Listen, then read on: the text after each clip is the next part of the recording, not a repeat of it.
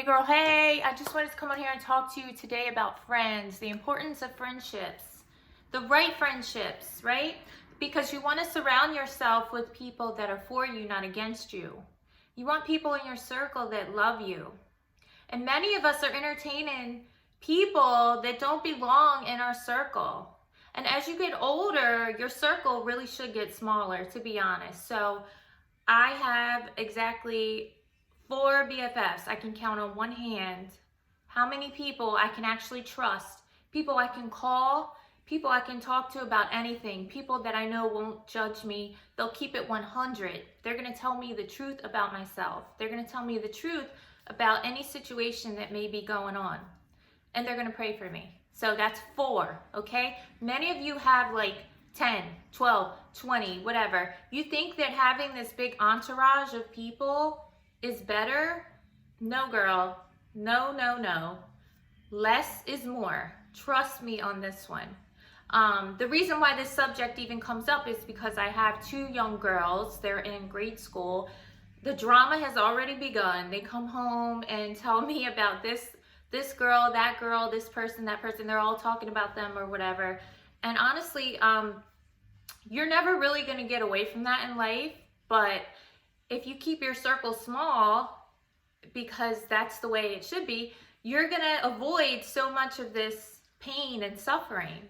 And I learned this at an early age. I learned this in my teenage years from an experience that I had that literally almost destroyed me. It almost took me out of this world.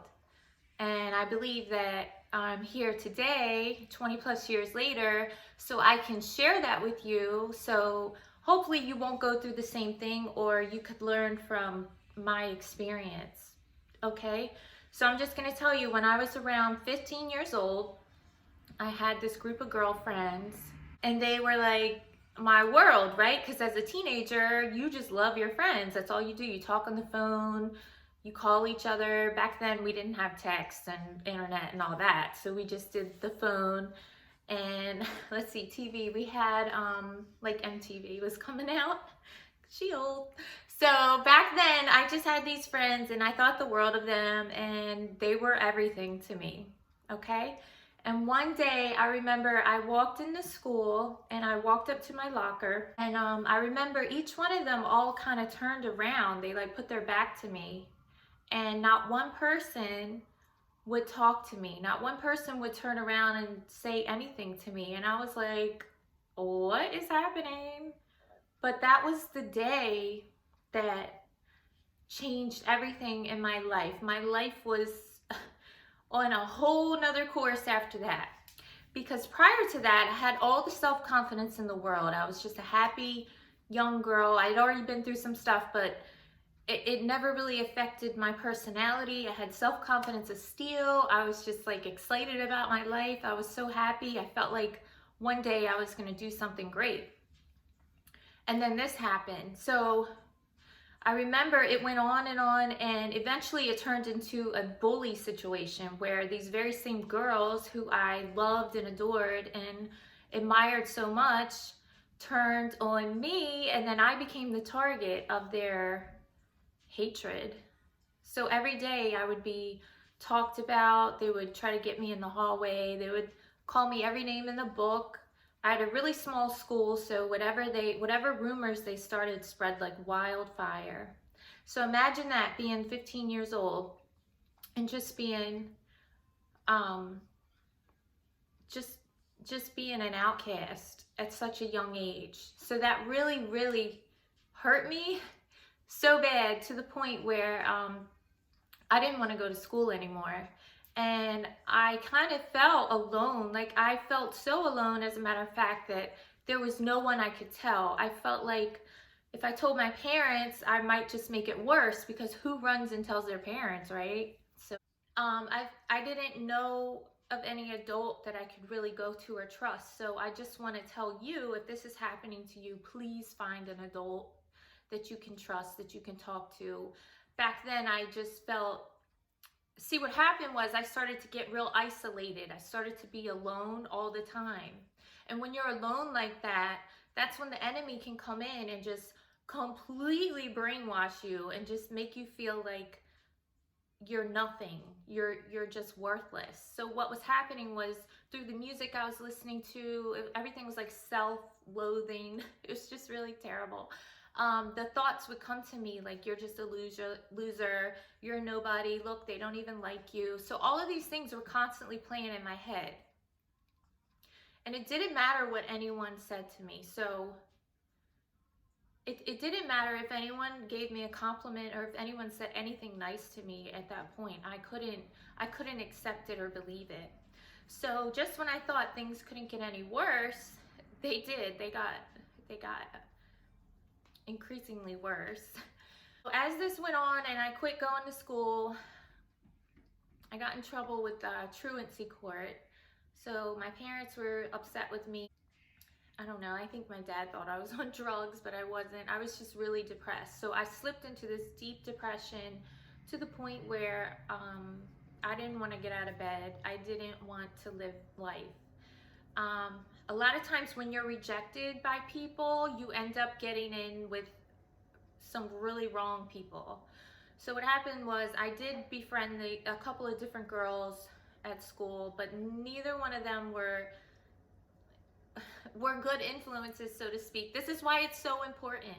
So because I was already an outcast from my old group of friends, I got to be friends with this one girl who, a lot of times, they just want you around because they're thirsty, right? They just want to go out and party and hang with dudes and drink and do all this stupid stuff, but they don't want to do it alone, so they want you to come along with them. And looking back, that's exactly what the situation was. It was like a codependent type user situation. So it's not that they ever really cared about me or liked me even. They just wanted a homegirl, a road dog to party with, right? And I wasn't much of a partier at the time. I was more of an escape artist. So I just wanted to get out of my life. I just wanted to be out of my house, away from my family, because there was a lot of issues going on at home. And I just wanted to get out of feeling the way that I felt. So I did drink and I hung out with these older people. And when I look back, I think, wow, total pedophiles. They were like in their 20s and they're hanging out with these 15-year-old girls buying alcohol. So like, no, bad situation already. You know, but when you're a kid, you just you don't think about those things. And I remember one time, shortly after I turned 16, I went to this party with one of these friends, and while I was there, they were drinking like shots, which I'd never had before because I was so little. Like one beer would be it, I'd be done. And I remember them wanting me to take a shot, and part of me didn't want to do it, but you know, you kind of just get in where you fit in and you kind of just go along with the crowd, especially when you're in that state of mind, especially when you already feel like you're a nobody, right? Because a lot of times at that age, acceptance is everything. That's why many of you end up joining gangs, or you end up in occult practices. You end up getting with things that you should never be involved in because of your vulnerabilities, because of the open wounds of whatever's happening at the moment, which is exactly what the enemy wants. He wants you to be bleeding and desperate and seeking acceptance. So what happened was, someone had given me this drink, and all I remember, I'm sorry, after that, I was raped by a 21-year-old, and that changed my life forever. You talk about really feeling like you're nothing, that'll do it to you. Because at that time, whatever was in that drink, I felt completely paralyzed and helpless. There was nothing I could do to stop it. And it was so bad that I never told anyone, because I couldn't believe that that happened to me, number one. And number two, when things happen to you like that, shame will grow inside of you like mold. It just takes over. So not only was I already rejected by these people, things got progressively worse. And the next thing that came after that was all I thought about was suicide, day and night. 16 years old. I had nothing to live for, nothing to look forward to. I had no friends, no real friends, I thought. This was all in my head, by the way. Remember, trauma is a doorway for the enemy to attack, to take over. So I kept all of these things locked inside, and they just grew and grew and grew, and they constantly bombarded my mind. That's all I thought about day and night. Then the next thing I thought about was just killing myself, just ending it all. And then I kept thinking, well, when am I gonna do it? Where would I do it? Who's gonna find my body? And the only reason why I didn't do it is because the thought occurred to me, what if hell is real? And what if I'm going there? And that was the only reason why I didn't do it. So depression totally took over my life, as you can see. And I pushed all this down, and kind of, you put things away in your mind, like it's almost like a survival mechanism. You just box things off and try to push them away. And for years and years, I never thought about it. I never wanted to talk about it. As a matter of fact, I never even told anyone until about a couple years ago. I started telling like my friends, you know, the four. So God has a way of working things out, and it's so amazing. So at that time, remember, I was in truancy court. So God made a way to where not only was I labeled a high school dropout, but I was bullied. I was totally turned on by these girls. I went through sexual assault, but God turned it all around, and he took me out of that situation. So I ended up going away to a school for delinquents, which I wasn't a delinquent. I was just going through some stuff, some massive psychological situations, you know, just really bad stuff. But nobody knew that because I just didn't tell anyone. So after that, I graduated, and I ended up joining the Air Force. I had these two girls who became my best friends, and 20 plus years later, they're still like my ride or die people. Two of the best friends I could have ever asked for. And it's funny because God will give you double for your trouble, right? So whatever you endure, whatever you go through, whatever you suffer for, it is true. God will always bless you. He'll give you back more than what you've lost. And I know that because he did it for me over and over again. After joining the Air Force, I got some type of direction in my life, and I decided that I wanted to be a nurse. So I was no longer a loser high school dropout. I actually went to college and graduated. And today I have my 3 beautiful children and a dog. And that's why I'm here talking to you now, because I just want you to know that no matter what happens, no matter what you go through, God can always make a way, and he can turn your mess into a message. And he can make your life a beautiful story. But you can't give in. You can't give in to those voices. You can't give up. You can't let the enemy just take over, because you will fall into that pit, and the only way out is through God. That's it. There's no other way. There's no other way. I mean, people try to fill themselves with all these other things like drugs and alcohol and boyfriends, girlfriends. None of that's ever going to satisfy you. None of that's ever going to heal your wounds, your broken heart. The Bible says a broken and a contrite heart he will not despise. And that's the truth. He'll bind up all your wounds, put you back together better than before. Okay? I can tell you that from experience. I can tell you that from my own life, my own trials. So I just wanted to tell you a little story real quick. This is getting real long. I know, it's crazy. So in the Bible, Jonathan and David, right? They were homeboys. They were knit together in the soul, in the spirit realm. A lot of times when God wants to bless you, he'll send a person. When Satan wants to trip you up, he'll send a person. So we have to be able to discern, is this a divine connection or is this like a joke? What is happening? And really the only way to do that is through prayer, through asking God to reveal people to you, just being able to discern spiritually.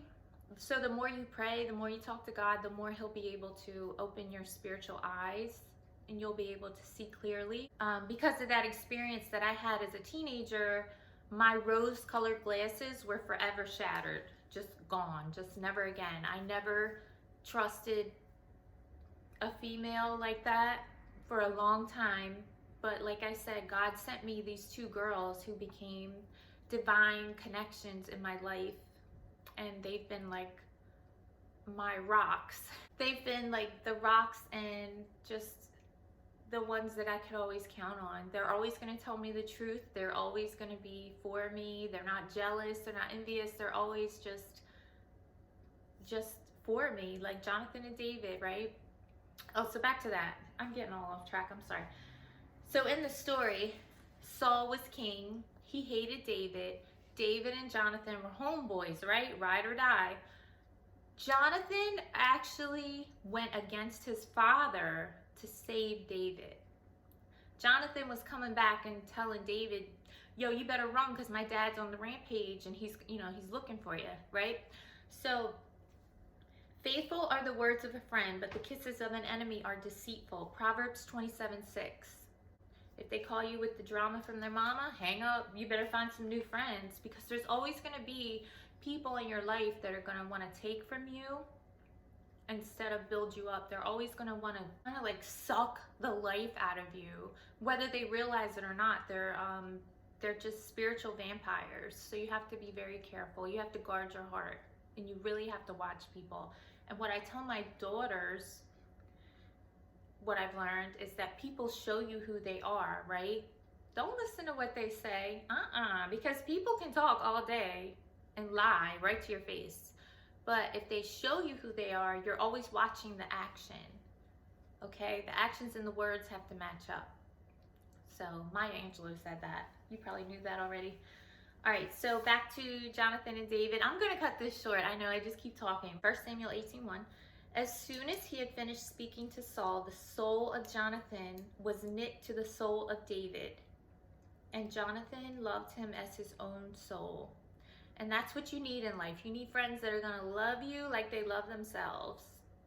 And if you find friends like that, you're blessed. You are so lucky, because a lot of people live their entire lives in these fake frenemy relationships, these fake shams of companionship, and it's really sad. It's heartbreaking. But anyway, I just wanted somebody, if anyone could benefit from my story, just be careful, especially if you're a teenager, because a lot of times people will really not like you because they see something in you, like the light, or they, you're the salt and the light of the earth. There's something in you that triggers them, and they don't even know why they don't like you, maybe, but they don't like you, and they're gonna try to hurt you. So just be on guard. All right, I'm done talking. All right, I hope that helps somebody. Okay, take care, bye.